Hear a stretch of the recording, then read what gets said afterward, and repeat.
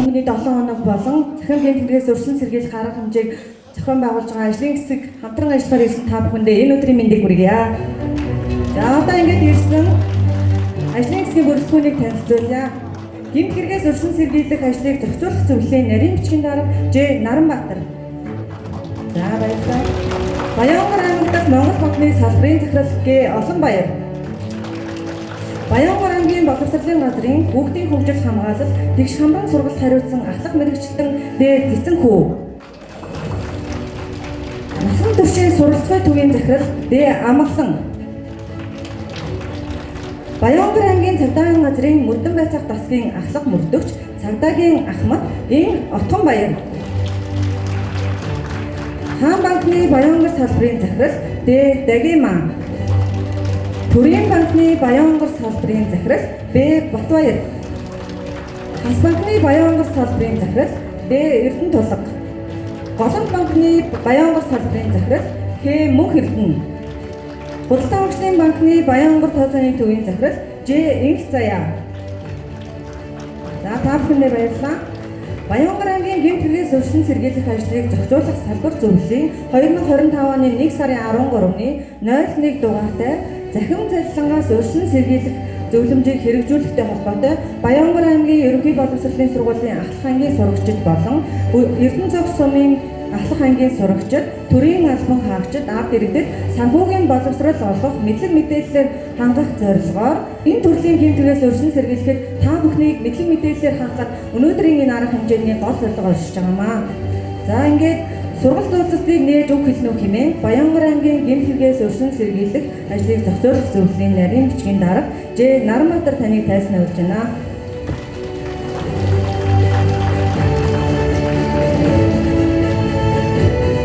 За сайн байцгаана хүмүүстээ. За энэ бас хүрэлцэн ирсэн та бүхэн бүгдөөнд нь энэ өдрийн мэнд хүргье. Энэ сар бол дэлхийн мөнгөний 7 хоног ингээ болж байна. За энэтэй уялдуулаад аймгийн гэмтгэрээс өрсөн сэргийлэх ажлыг зохицуулах салбар зөвлөлөөс захин залилангаас өрсөн сэргийлэх арга хэмжээг бас зохион байгуулж байгаа. За ер нь бол орчин үед захин хэрэглээ бий болж их байгаа. Үүнтэй холбогдуулаад янз бүрийн төрлийн захин лөөвөр, захин залилан их үлдэгдэж байна.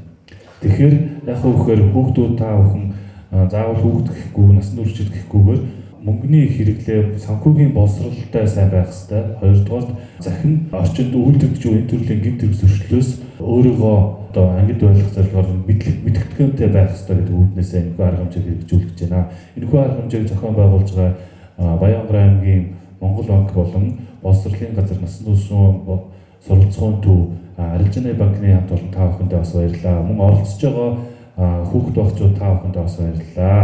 За энэхүү арга хэмжээг эхний ээлжинд одоо ингээд ерөнхий улс төрийн сургуулийн ахлахангийн хүүхдүүдэд зохион байгуулж явуулна. Мөн бас төрийн байгууллагууд болон хөдөөгийн сумдад бас энэхүү арга хэмжээг зохион байгуулахаар байгаа. Тэгээд өнөөдрийн энэхүү арга хэмжээнд амжилт хүсье. Баярлалаа.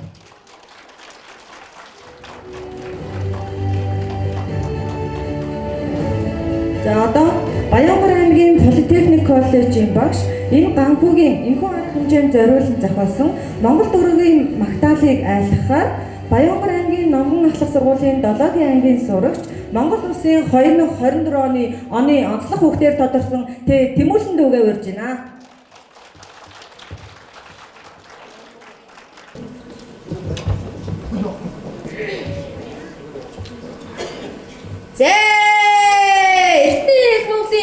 Саяод эзэн Чингисийн зэрлэгтэй төгрөг инхчин дэлгэрэг төр улсын баталгаа баялаг их орныхоо буйныг дааж бараан сүрэн дэлхийг танигдэж эргэлтэн дөрвжиж өсөлтөө ордорж эрдний бэлгэлээр дэвжиг болох бай.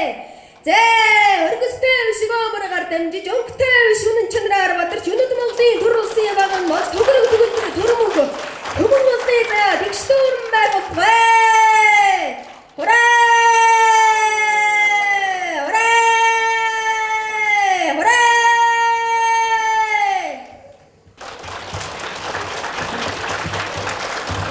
Одоо гээл хавгийн үг хээ сэргэлэнгийн ай сэргэлэн баг настуу сонирдуулнаа.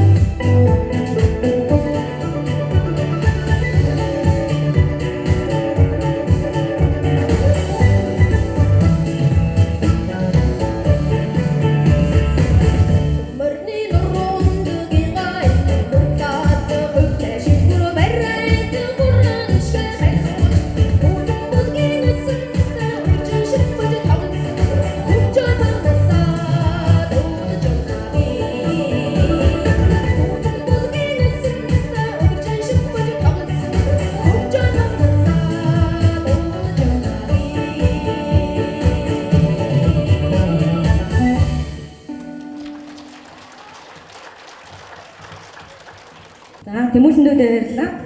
За дэлхийн мөнгөний 7 хоног нь хүүхэд залуучуудыг мөнгөний зохистой хэрэглээ. Санхүүгийн боловсролын манлайллын талаар суралцах, урамшуулах зорилготой жил бүрлийн санхүүгийн боловсролын аян юм аа. За энэ аяыг анх 2012 онд хүүхэд залуучуудын санхүүгийн олон улсын байгууллага санаачилсан бөгөөд одоо эдийн засгийн хамтын ажиллагаа, хөгжлийн байгууллагын санхүүгийн боловсролын олон улсын сүлжээ зохион байгуулж байгаа юм байна. Ингээд дэлхийн мөнгөний 7 хоног 2025 аяны үйл ажиллагааг танилцуулж нээлт хийж өгнө хэмээн Баянгар аймаг дахь Монгол онкны салбарын захирал Г олон баяр таныг урьж байна.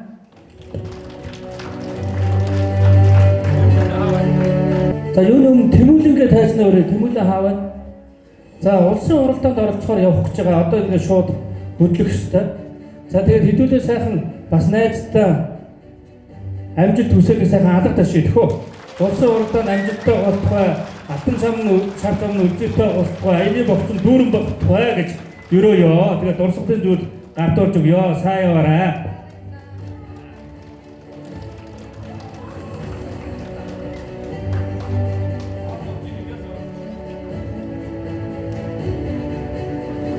За амжилт хүсье.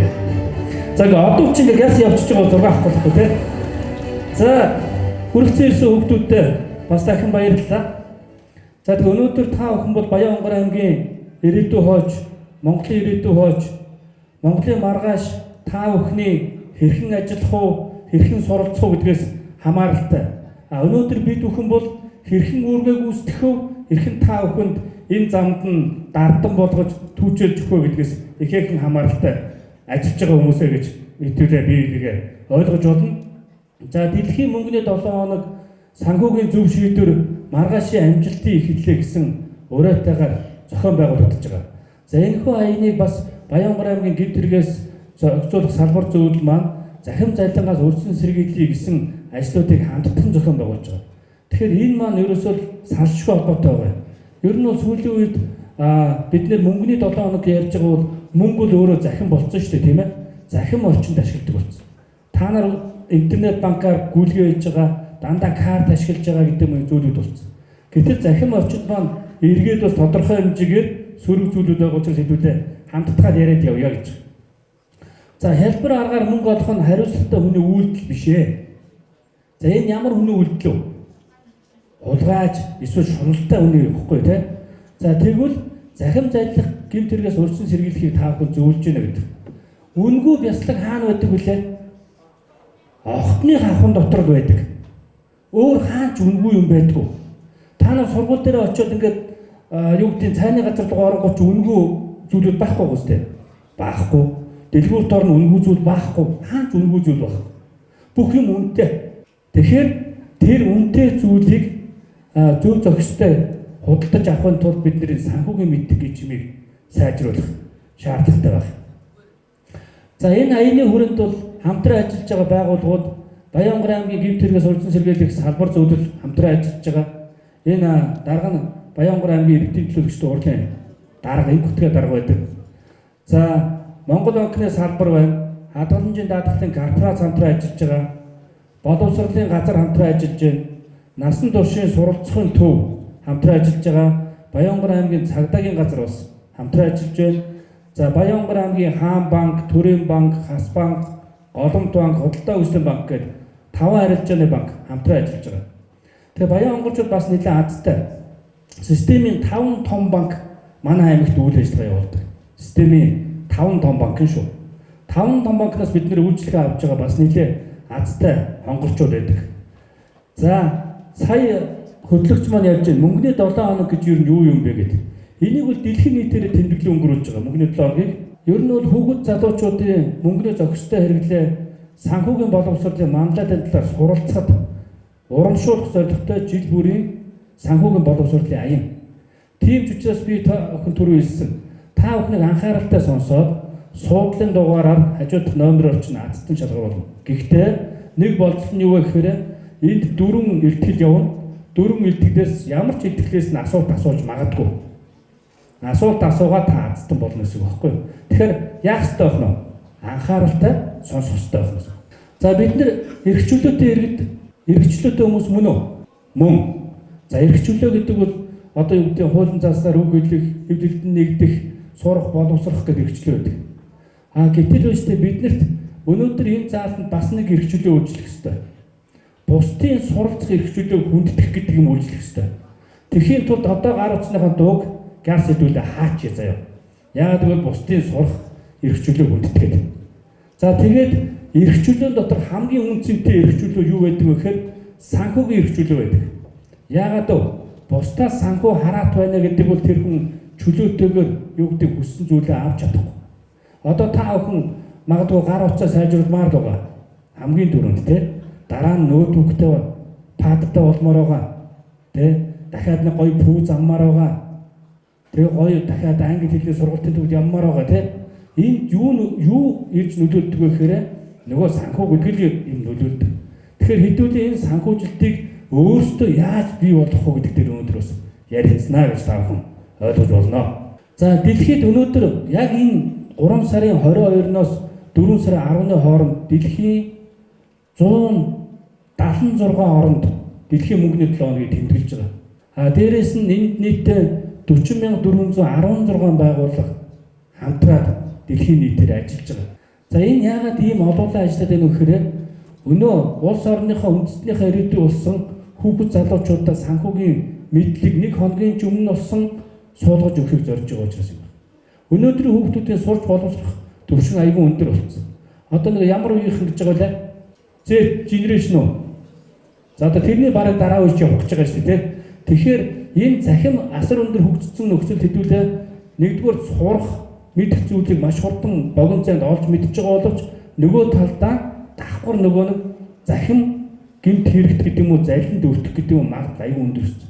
Тэгэхээр хэр сайн хэрсүү иргэн болж хүмүүжих вэ гэдэг асуудлыг хэдүүлээ цааш нь яриад явна.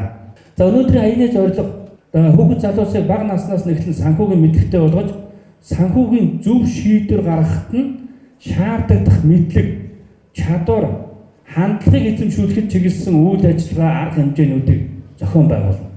За хэдүүлээ нэг өөрийгөө хэлье. Ямар өрөө вэ? Санхүүгийн зөв шийдвэр маргаашийн амжилтын эхлэл. Энэ хамгийн түрүүний асуулт байх болно. За би шипи өглөө шүү. За дараагийн 24 онд хийсэн арга хэмжээ нь 24 онд дэлхийн мөнгөний 7 хоног арга хэмжээг зохион байгуулад олон ажлуудыг хийсэн. Энд давхарцсан тоогоороо 2,135,246 хүүхэд хамрагдсан байна гэсэн. Баянгор аймаг 35 мянган хүүхэдтэй. 35 мянган хүүхдийн 20 мянган хүүхдээ хадгаламжтай. Цаана 15 мянган хүүхдээ хадгаламжгүй. За тэгэхээр хэдүүлээ бас дахиад энэ зүйлийг дараа нь ярина. Тэгэхээр 35 мянган хүүхд маань нэлээд хэмжээгээр хамрагдсан байна гэсэн. За ер нь бол сая дахиад давтарч чинь ер нь бол мэдээлэл өгөх зорилгоор орон даяар зохион байгуулж байгаа. За тэгэхээр сүүлийн үед бол нөгөө аяыг ашиглах болсон зүгээр өсвөр насны хүүхэд залуучууд мэдээлэлд шүүлтүүртэй хандах чадвартай болохыг шаардж байгаа. Тэгэхээр сошиал орчинд явж байгаа мэдээллийг бүгдээрээ 100% гэж үнэн гэж таних бодож байна уу? Үгүй тий. Хаанаас тавигдсан мэдээлэл үү? Одоо магадгүй Баянгор аймагт Монгол банк гэсэн пэйж хуудсыг дагаад тэндээс тавьсан мэдээлэл 100% үнэн. Яагаад гэвэл энэ төрийн мөнгөний бодлогын байгууллага учраас. Энд оролцож байгаа байгууллагуудаас тавьсан мэдээлэл 100% үнэн. Энэ төрийн байгууллагууд учраас. Гэтэл хаяг нь тодорхойгүй мэдээлэл тавих юм бол энэ худлаа байх асар өндөр магадaltaй гэсэн. Тэгэхээр ийм зүйлүүд бас байдаг байх нөхдөд. За ер нь бол энэ мөнгөний 7 хоног дээр мөнгө гэж юу юм, мөнгөний тэмдэгтийн тухай ойлголт, за тэгээд захим зайлтан, санхүүгийн эрс, дуурийн тухай, за ирээдүйд чиглэсэн хөрөнгө оруулалтууд гэдэг ингээд маш олон сэдвүүд бий. Гэтэл биднэрт одоо хамгийн түрүүнд ихэлж хариулах ёстой сэдв хамгийн доор бичигдсэн байна л да. Хоригдлын зорилгоо тодорхойлох нь гэдэг. Тэг хүслүү хэрэгцээ юу? Ундаан авах нь хүслүү хэрэгцээ юу? За энээс хэдүүлээ ихэж хариулна. Заяа. За ингээд аяны талаарх мэдээллийг та бүхэн хаанаас авч болох вэ гэхээр энэ санхүүгийн боловсрол цэг имэн гэдэг сайтаас авч болох нь. Энэ Global Money Week гэдэг энэ орц юмнээс Баянгор аймагт Монгол банк гэдэг энэ хаягуудаас та бүхэн мэдээллүүдийг авч болно. Би яагаад энэ хаягуудаас мэдээллийг аваарай гэж байгаа вэ гэхээр энэ аяны өрөөнд 3 томоохон уралдаан зарласан байна. 1-ээс 5 дугаар ангийн хүүхдийн дунд, 6-аас 9 дугаар ангийн хүүхдийн дунд, 10-аас 12 дугаар хүүхдүүдийн дунд амар хугацаанд бас уралдаанд оролцоод мөнгө хожууд гоё үстэй. За тийм. Тэгэхээр тэндээс бас мэдээлэл аваарай гэсэн. За энэ өгч энэ байна. 1-ээс 5 дугаар ангийн хүүхдүүдийн дунд уралдаан, гар зургийн уралдаан байгаа. Сэдв нь болохоор мөнгөний тэмдэгтийн соёлтой хэрэглээ гэсэн сэдвтэй. За энэ сэдвээр дүүнертэй хэлээд зураг зуруулж болох нэ. Төрүүлсэн хүүхэд 100 мянга, хоёрт орсон 80, 3 дугаараар 50 мянга, тусгай 2 байр, тусгар 30 мянга. За тэгвэл дараагийнх нь эсээ бичлэгийн уралдааны 6-аас 9 дугаар ангийн хүүхдүүдийн дунд байгаа. За энэ дээр 12-ыг тавьсан. Энэ 6-аас 9 шүү. За энэ төрүүлсэн хүүхэд нь 200 мянга, 2 дугаар байр нь 150 мянга, 3 дугаар байр нь 100 мянга, тусгай 2 байр 50 мянга. Анги хамт олно хамгийн сайн оролцуулсан 2 багш тусгар 100 мянга төгрөг. За тэгэхээр яах нь вэ? Таныг шагнах нь сайн оролцуулсан багшийг шагнах гэсэн үг шүү дээ, тийм. За дараагийнх нь захим зайлтан гэдэг 10-аас 12 дугаар ангийн хүүхдүүдийн дунд зохион байгуулагдана. Одоо та бүхэн чинь бол нөгөө технологийн дэвшлиг асар өндөр ашиглаж байгаа хүмүүс шүү дээ. Гар утсыг бол одоо ер нь бол кино хийж байгаа үстэй. Тийм ээ. TikTok хийж байгаа, ирэл хийж байгаа, тийм. За ингээд энэ та бүхний энэ ч ирэлийн уралдаан зарж байгаа. Ирэл их уралдаан. Захим зайлтангаас хэрхэн өөрчлөлт сэргийлэх вэ гэдэг ирэлийн уралдаан. За энэ дээр магадгүй нэг хүн зогсож байгаа бол нэг ирэл хийгээ сүйд болохгүй хэл та. 2 3-аа оролцох бах тийм учраас ирэлийн уралдааны шагналыг 1-р байрын 300 мянга, 2-р байрын 200 мянга, 3-р байрын 100 мянган төгрөгөөр шагнана. За тэгэхээр та бүхэн бас энэ дээр нэлээд ач холбогдол өгч оролцоорой гэж хүүхдүүдийг уриалах байна. Заяа. За хэдүүлээ үндсэн сэдв рүү оръё. Мөнгөний 7 хоног гэж ярьж байна. За мөнгө гэж юу яг юу вэ гэдэг асуудлаас эхэлнэ. За тэгэхээр Монгол улсын мөнгөний түүхийг яриа. Монгол улс бүр эртний мөнгөний өн эртний түүхтэй. Монголын түүх бол дэлхийн түүх гэж та нарын хичээлээр баг орж байна уу? Орж байгаа тийм. 1250 жил рүү буцаад ухрах юм бол ямар улс байхгүй лээ? 750 жил 250 жилээр ухраад очив. Ямар улс байхгүй? Дэлхий дээр нь штэ хэдэн зуун жил ухраад очсон байсан ч ганцхан үндэстэн байгаа тэр Монгол үндэстэн. За дахиад цааш нь ухрах юм бол Англи байхгүй. Дахиад ухрууд Орос байхгүй. Америк байхгүй, Герман байхгүй. Оромчууд байхгүй тийм ээ. Тэгээ тэр ухраад байхад зөвхөн монголчууд л байдаг гэж байна. За яг хэдүүлээ Монгол туурхтан биш тэ хүннүү төрөх уйгурын үеэс зоосон мөнгө зутгаж арилжаанд хэрэглэж байсан олон түүх байдаг. За хүүхдүүдэд нэг зүйл анхааруулъя. Бусдын сурах хэрэгчлэлд халдахгүй гэдэг байна шүү дээ, тийм ээ? Тэр чинь ярихгүй гэсэн үг шүү дээ. За эзэн Чингис хааны үед Монголын нэгдсэн тулгуур төрийг үүсгэн байгуулад сүнхүс нэртэй алт мөнгөн зоосыг тухайн үед гүйлгэнд гаргаж ирсэн. 1227 онд дэлхийд анх удаа цаасан мөнгөнд тэмдэг твэлсэн улс чинь үндэстэн чинь Монгол байхгүй. Тэгэхээр Монголын төвх гэдэг нь баг дэлхийн төв гэж ярьдаг юм толгойд. Мөнгө төгөл юу ямар үн цэнтэй юм бэ? За мөнгө мэдээж юу? Юм хөдөлж авах хамгийн дөрөнд хэрэгтэй шүү дээ, тийм. За одоо тэр нь явсараа захин мөнгө болоод нөгөө карт март ашигладаг болсон шүү дээ. Одоо энэ чинь бэлэн мөнгөтэй явж байгаа хүмүүс бол гараа өргөдөө. Оо за. За карттай явж байгаа хүмүүс бол гараа өргөдөө. Одоо ийм болсон байгаа байхгүй. Энэ бол хөгжил. За мөнгө бол бүтээгдэхүүн үйлчлэгээний төлбөр төлж болох санхүүгийн хэрэгслээ. За мөнгө нь өөрийнхөө өртгөөр буюу бүртгөөр бусад барааны өртгийг илэрхийлж байдаг онцгой таваар байдаг. Дээр үед энэ таваарыг таваараар солих гэж та бүхэнд хичээл орсон баг тийм ээ. Одоо тэдэн хунд цайгаар солино гэдэг. Энэ бол нөгөө цаасан мөнгө байхгүй үедээ хэрэгжилж ирсэн хэрэгслүүд байхгүй. Одоо тэдэн бодоор авлаа гэдэг нэг ганс өртсөн нөгөө ямар өнөдөр үлээ хэдэн сайхан атаар авч өгсөн байх тийм. Энэ бол тухайн үедээ нөгөө мөнгө байхгүй үед бараараа сольж ирсэн хэрэгслээ. За мөнгө нь бол нэг юм хөрөг чадвар өндөртэй ямар ч таваараар солигдож чаддаг гүйлгээний хэрэгсэл байна гэсэн.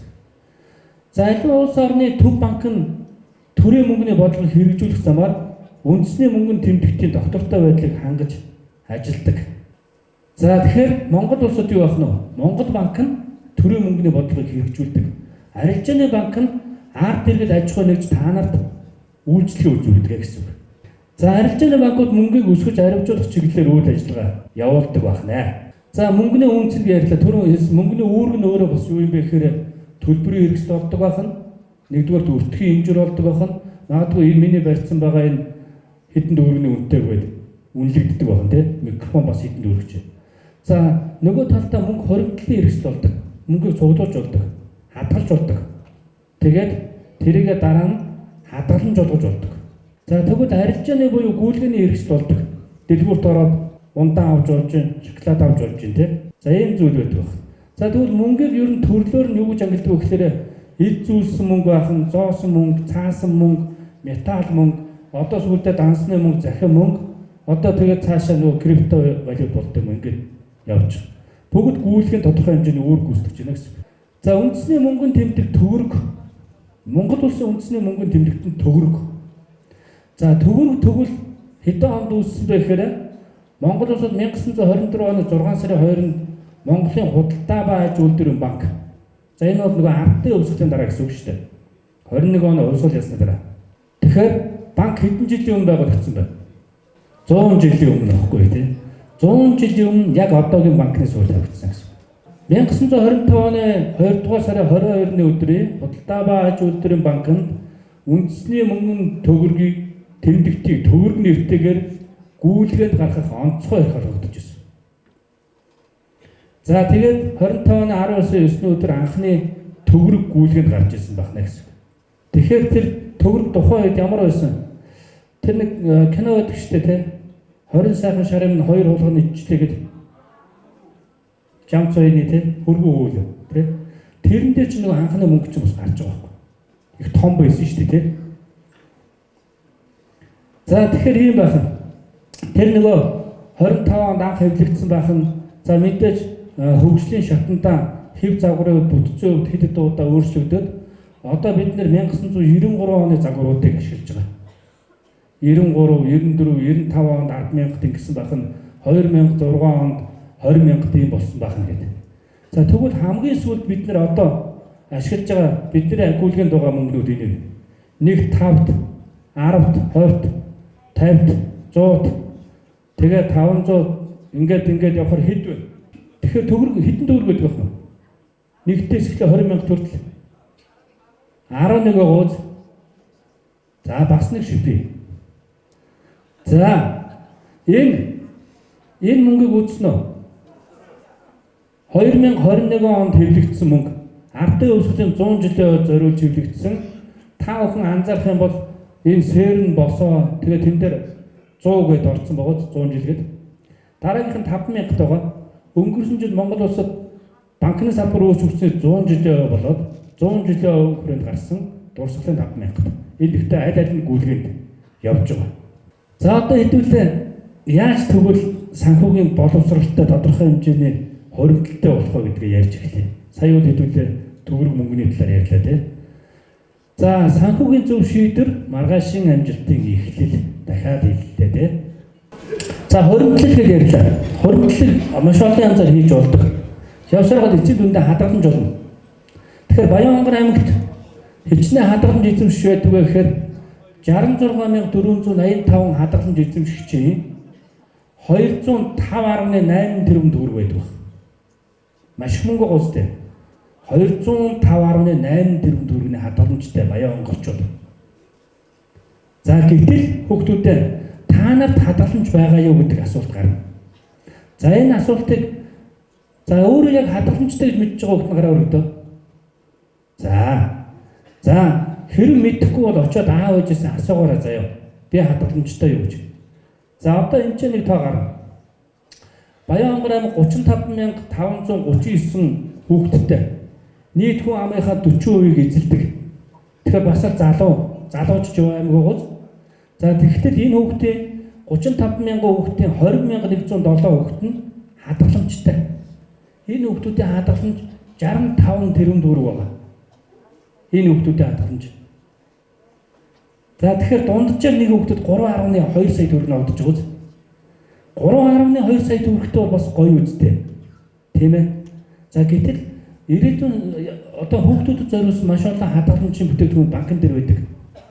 Тэднэр лөө хадгаламж нээлгчээр сар болгон мөнгө хийгээд яваад авах юм бол баг нэг улсаас өгж байгаа 100,000-ыг хийгээд авахтал тухайн хүүхэд төгсгөлтөө хэд орчим болж байгаа. 100 хүрч байгаа юм. За хамгийн дээд нь 78 сая төгрөгтэй болох хэрэгтэй. 78 сая төгрөгтэй 18 наснд хүрчих юм бол гоё үстэй. Ямар ч ихтэй сургууль төгсч чинь те компьютер ноутбук бүх юм авчин. Тийм учраас би та бүхнийг өнөөдрөөс эхэлж яаж хоригдлол хийх вэ гэдгийг чинь зааж өгөх гэдэг. За хоригдлол гэдэг нь өөрөө юу вэ гэхээр хүүхдүүдээ ирээдүйд ашиглах зорилгоор өнөөдөр үүсгэж байгаа нөөц байгаа. Мөнгөө хэмнэх, хоригдлол үүсгэх боломжийг өөртөө бий болгох хэрэгтэй гэдэг. За боломж хүн бүрт байдаг, гагцхүү боломжийг ашиглах хэсэг нь хувь хүнээс хамаардаг. За өнөөдөр та бүхэн орлоготой юу? Баггүй юу? Орлоготой гэж бодож гараа өргөдөх тоо. Хүүхдэд орлого бий юу? За ямар орлогоос эхлэх үү? За хүүхдийн 100,000 төгрөг тийм үү? За зөв баяр ёслолоор аав ээжүүд өгч байгаа саяхан цагаан сараар нэлээ бурцаасан биз дээ. За тэр байна. Дараа нь өөр юу вэ? Төрсөн өдрөөр тийм ээ? За дараа нь аав ээжийн өдөр болго өгж байгаа гэдэм үү? 7 хоногт нэг өгдөг халаасны мөнгө байна тийм үү? Энэ чинь орлого шүү дээ. Та нар шууд энийг зарлага гэж ойлгох байхгүй. За дахиад юу ажиллах вэ? Өөрөөсөө авиас чадвараараа тэмцээн уралдаанд ороод олж байгаа мөнгө чинь орлого. Гар урдал хийгээд зарж чадж байгаа бол тэр орлого. Тэгэхээр орлого олох хэдүү баг 10 төрлийн боломж байна шүү дээ.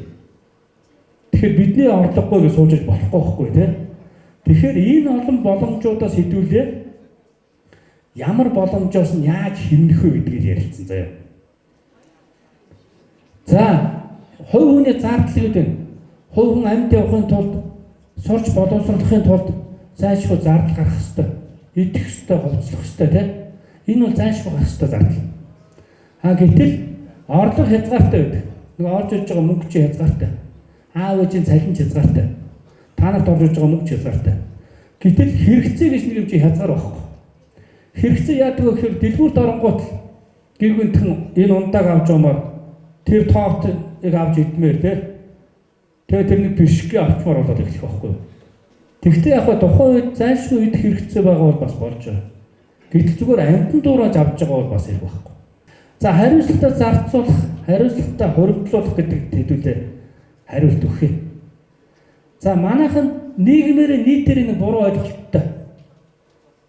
Орлого орж ирлээ. Зарцуул дуусчаад юм үлдвэл хуримтлуулна даа гэж боддог. Та нарт ч адилхан шүү дээ. Аавынхын карваны мөнгийг ундаа авч дуусгаж байгаа юм үлдвэл хуримтлуулах тухай бодож явж байгаа юу? За баг бодоогүй явж магадгүй байгаа шүү те. За өнөөдрөөс эхлээ бодно хэдүүлээ. Уулын зүү тогтолно дэлхийн нийтээр яагаад энэ хүмүүс одоо юу гэдэг их аялаад байдаг вэ гэж та нар бодож байна. Их гоё сураад байдаг вэ гэж бодож байна. Яагаад боловсрлоо өөрсдөө бие даан хөгжүүлээд байдаг вэ гэж бодож байна. Энэ хүмүүс чинь санхүүгийн схемийг зөв ойлгосон хүмүүс аахгүй юу? Юуг ойлгосон бэ гэхээр орлого орж ирнэ. Орлогын тодорхой хэсгийг хуримтлуулна. Үлдсэнд нь зарцуулан тохирч амьдрна гэдэг. Тэгээ тэрэндээ яг үнэнч байснараа тодорхой хугацааны дараа өөрөө санхүүгийн эрхчлөлд хүрчиж байгаа байхгүй. Тийм учраас бид нэр энэ хэсгийг зөв ойлгох хэрэгтэй. Тэгэхээр яах ёстой вэ? Хамгийн ихэнд халаасны мөнгнөөсөө цааш нь хийж эхэлье гэсэн үг шүү дээ. Тийм ээ? Хуримтлал үүсгэж эхлэхэд тэмдэг гэлнэ. Тэмцээн уралдаанд орлоо.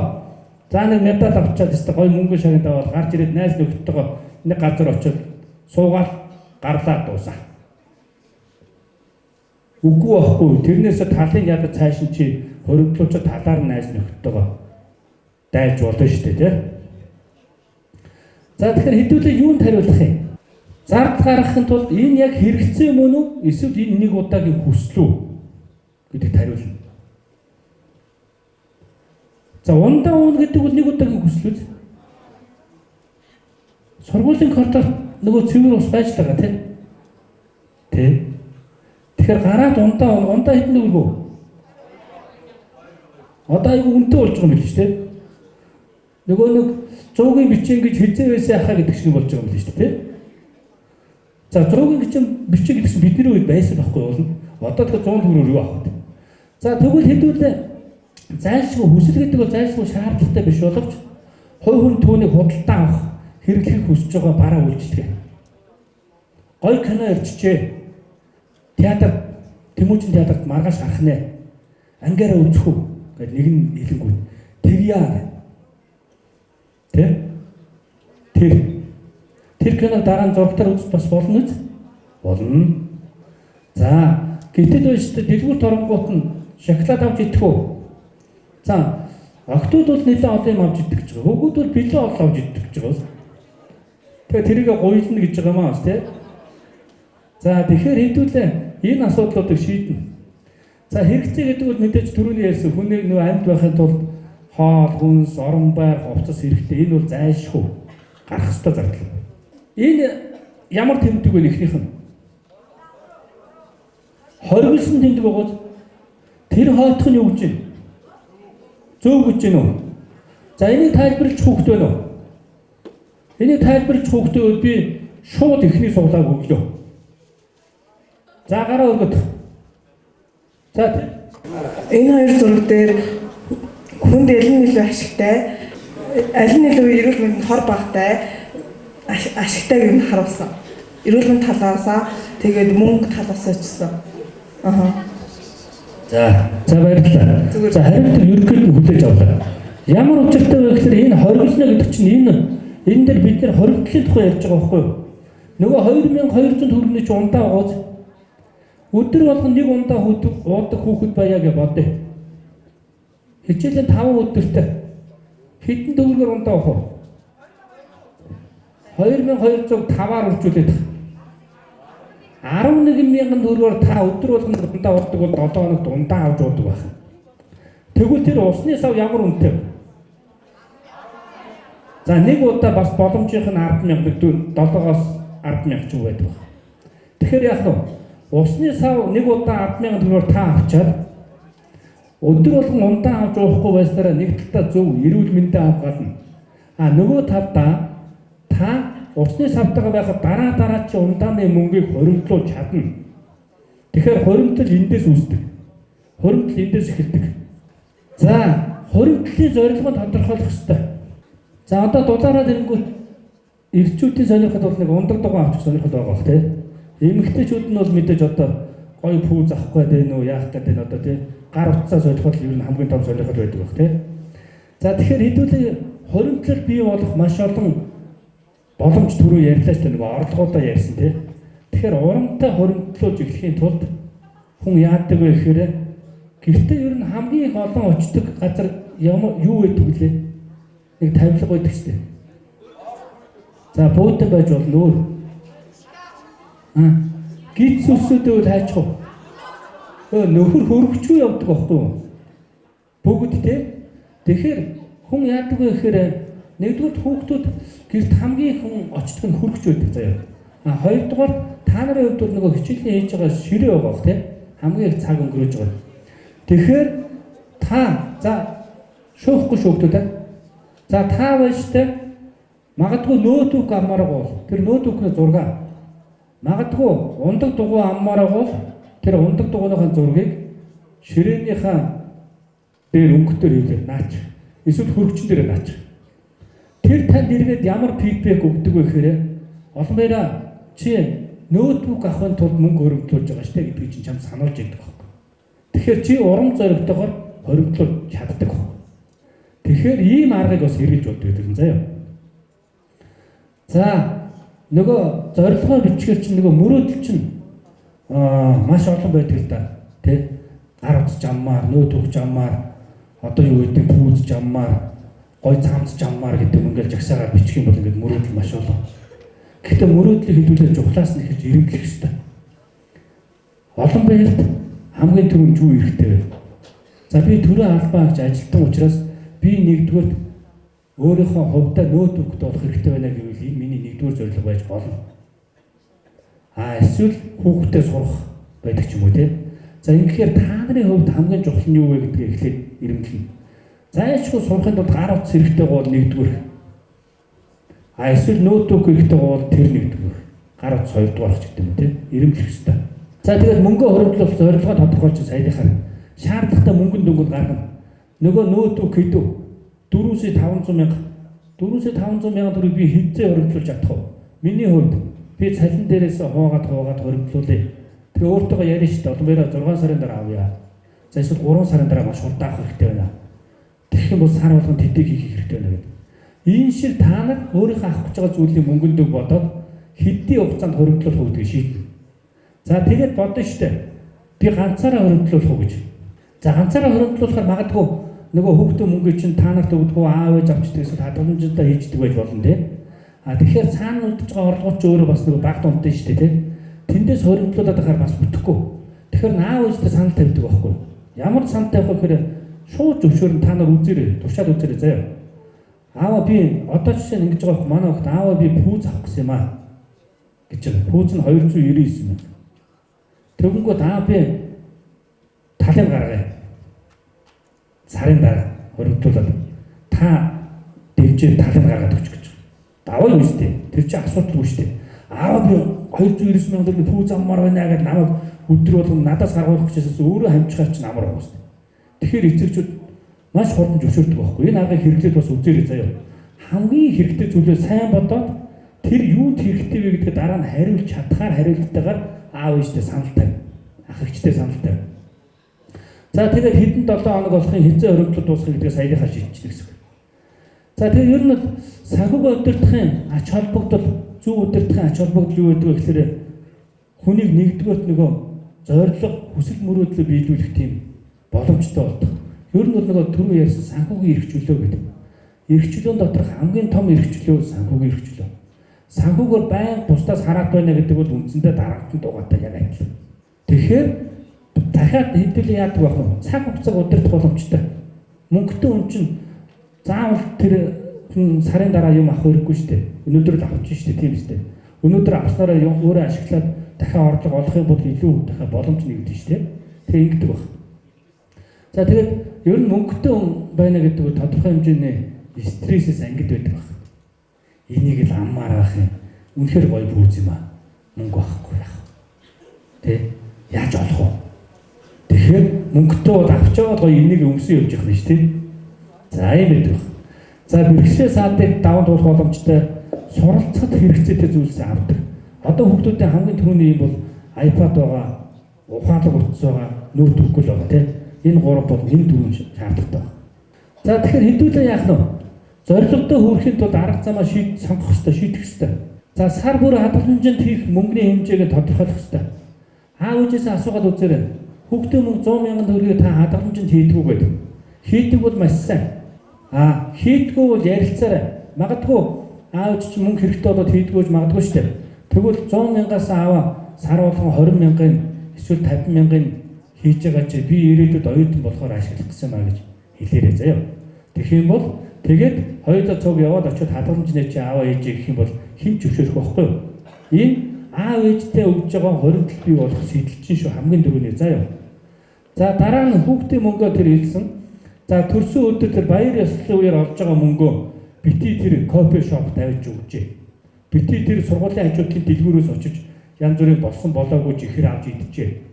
Тэрнийхээ оронд ирээдүйд маш сайн боловсролтой иргэн болохын тулд хоригдлууд тал хагассан цаашаа хийдэг байх хэрэгтэй байна. Заяа. За халаасны мөнгөө хэмндэг байх хэрэгтэй байна. Тэр болгон бүгдийн заавал уулын тэр чинь бүгдийн өрөөрэй гэж өгж байгаа мөнгө биш байхгүй юу? Миний хүүхэд бусдын хүүхдийн өмнө за одоо юу гэдэг мөнгө төрөггүй гачигдсан битээ харагдаасаа за магадгүй хичээл ихтэй дараа нь ингээд секц нь ордог учраас битээ үлсөөсөө дунд нь юм аваад эдээсэл гэж өгж байгаа мөнгө шүү дээ халаасны мөнгө гэж тийм. Тэгэхээр тэрийг нэг тийм өөр зүйл зарцуул эсвэл заавал бүгдийг өрөхгүйгээр тодорхой хэмжээгээр хадгалаад байж бас болдог. За тэмцээн оролдоноос олсон орлогоо хоригдлуулж болдог байх нь. За өөрийн хоббигоо хөгжүүлээд олсон мөнгөө хоригдлуулж болдог байх нь түрүү ярьсан. За гар орлолын зүйл хийж болох нь бэлэг дурсгалын зүйл хийгээд худалдан борлуулж болох нь тэндээс олж болдог байх. Тэгэхээр хүн яах ёстой байх нь би юу хийж чадах вэ гэдэгтээ хариулах ёстой байхгүй юу? Тэгэд би яаж хоригдлуулж болох вэ гэдэгтээ бас давхар хариулт өгөх ёстой. Энэ ямар зураг вэ? Ороптын мөн чанар нь юу? Шууд команд гүйцэтгэх тийм үү?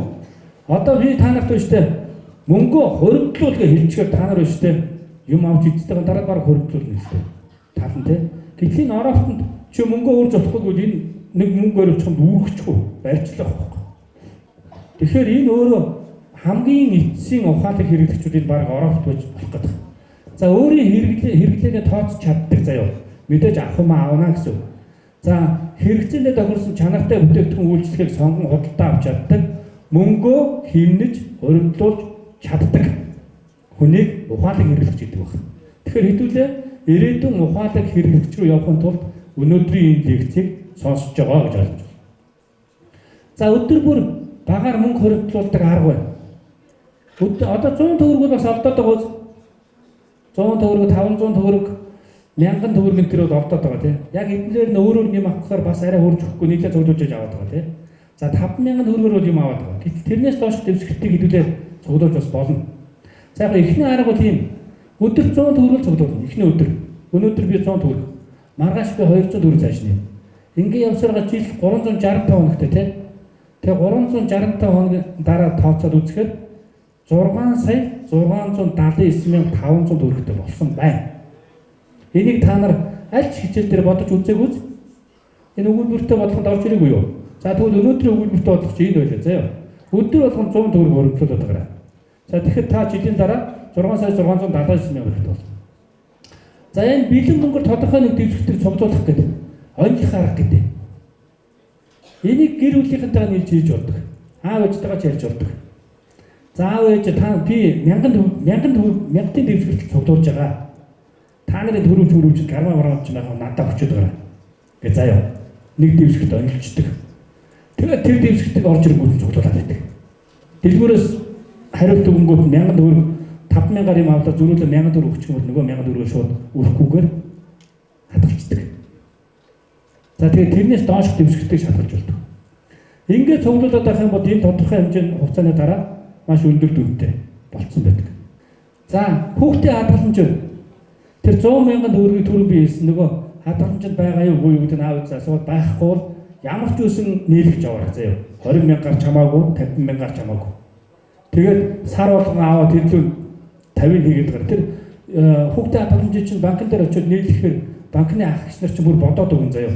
Чи сар болгон 50 хийгээд байх юм бол 18 сүртэй 1 сая төгрөгтэй болчих юм байна гэж бодоод өгөн заяа. Тэрийг бодуулаад аав ээжийн дэрийг сонсчих. Заавал би тийм мөнгөтэй болчих юм бол оюутан болохоор өөрөө сургуулийн төлөвийг дааж штэ гэд манилчих заяа. За тийм арга. За тэгээ ер нь бол өстэй хаана хүрэхээ мэдхгүй хүн яаж хүрэхээ мэддэггүй. Заяа. Хаа нэгэн газар очлооч тэр нь өөрийнх нь очих ёстой газар байсан уу юу гэдгийг бас мэдэхгүй. Энэ юуг харуулж байна? Ямар шилүүргүй зав байгууд тийм ч бол ингээд нэг давлгаа хайшаа тийшээ төвнө үстэй. Тэгэхээр хүн зоригтой байхад бол энэ дээр сууж байгаа шилүүлдэг хэрэгтэй байхгүй. Харвардын сургууль руу шилүүлдэг хэрэгтэй шүү дээ. Тэгээд тэнд очиж сурах хэрэгтэй байхгүй. Тэгээд Монголын ирээдүйд та нараас шалтгаалж учраас энэ мэдээллүүдийг өгöd байгаа юм. За дэлхийн хүмүүс хүүхдүүд ер нь мөнгө хаана хадгалдаг юм бэ? Ямар юмд хадгалдаг юм бэ? Энэ Шри-Ланкад тийм зам байдаг гэх. Японд тийм муур байдаг юм байна. Энэ муур бас их гоё гэж байгаа шүү дээ. Нөгөө зарим нэг батарейтай муур байдаг юм байна л да. Мөнгө ингүүд 27 өсгсөн тань баярлалаа. Танд амжилт хүсье гэдэг юм те. Тэгэхээр чи айгүй урамтай үстэй. Урамтай. Та нар өнөөдрөөс эхлээд заяа 27 үсгээд нэг юм аваад үзээрэй. Тэрийг авсан тэр өдөр танд хамгийн баяртай өдөр байх болно заяа. Магадгүй пүүзээ, магадгүй гар утсаа аваад үз.